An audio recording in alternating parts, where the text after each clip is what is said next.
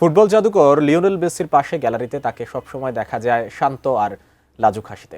কিন্তু ব্যক্তিগত জীবনে আন্তোনেলার রোকেজ্জু মোটেও তেমন শান্ত নন, বরং বক্সিং রিংয়ে তিনি রীতিমতো এক অগ্নিশিখা। কেন এবং কিভাবে বিশ্বসেরা ফুটবলারের স্ত্রী হয়ে উঠলেন দক্ষ এক বক্সার? রোকেজ্জুর জীবনের এই অচেনা এবং রোমাঞ্চকর শখ নিয়ে বিস্তারিত জানাচ্ছেন বদিউজ্জামান মিলন। লিওনেল মেসির স্ত্রী হিসেবেই বিশ্ব তাকে চেনে।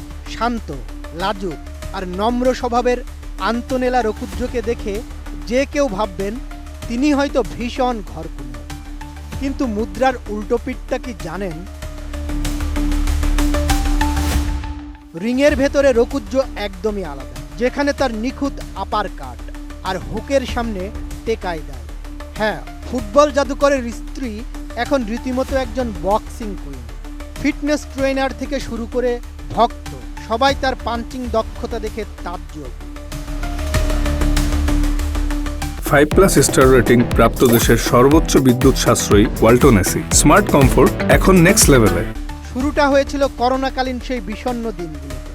লকডাউনে ঘরে বসে একঘেয়েমি কাটাতে আর নিজেকে মানসিকভাবে চনমনে রাখতেই হাতে তুলে নিয়েছিলেন বক্সিং গ্লাভস। স্পেনের কাস্তেল দে ফেলসের নিজের বাড়িতেই শুরু করেন ব্যক্তিগত প্রশিক্ষণ।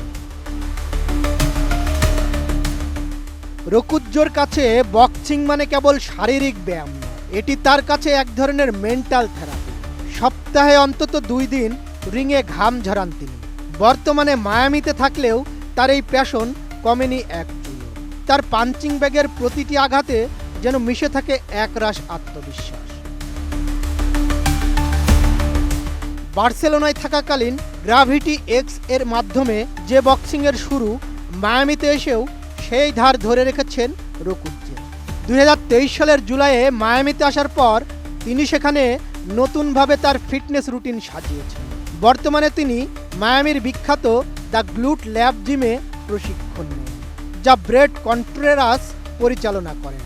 মায়ামিতে তিনি এখন সপ্তাহে 2 বার ফিট জ্যাম নামক একটি বক্সিং ভিত্তিক ক্লাসে অংশ নেন, যার প্রশিক্ষক একজন ব্রাজিলিয়ান। মাঠের বাইরে মেসি যখন ফুটবল নিয়ে ব্যস্ত, রোকুজ্জো তখন ব্যস্ত নিজের শক্তিমত্তার জানান দিতে। বক্সিং গ্লাভস হাতে এই নতুন রূপই যেন বুঝিয়ে দেয় তিনি কেবল মেসির স্ত্রী নন, তিনি নিজের পরিচয়েও অনন্য। বদিউজ্জামান মিলন, ATN নিউজ।